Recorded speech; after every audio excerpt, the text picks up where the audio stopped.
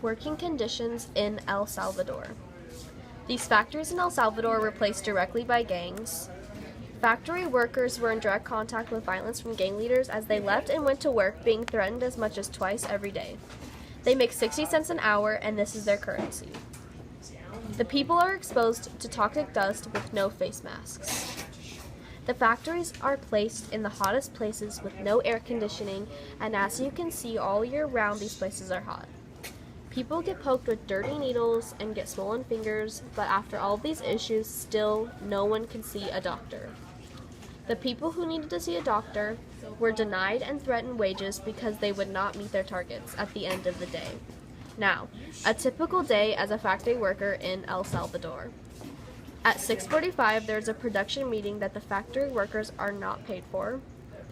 These factory workers end up working from the end of that meeting to 1 o'clock and have a 30-minute lunch. These workers have no break from 1:30 to 6:30 and have a 30-minute supper time. The factory workers have forced overtime with no pay. These are living conditions as a factory worker in El Salvador.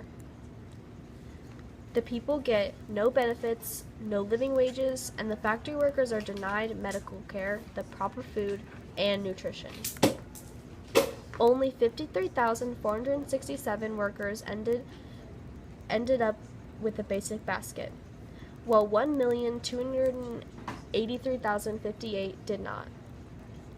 Of those who did not, approximately 800,000 could buy no more than 25% of this basic living basket.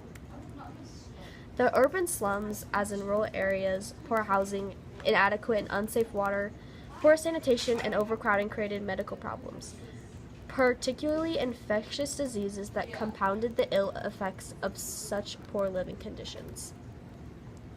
By purchasing these American companies' products from El Salvador, you will continue this endless hole of poverty.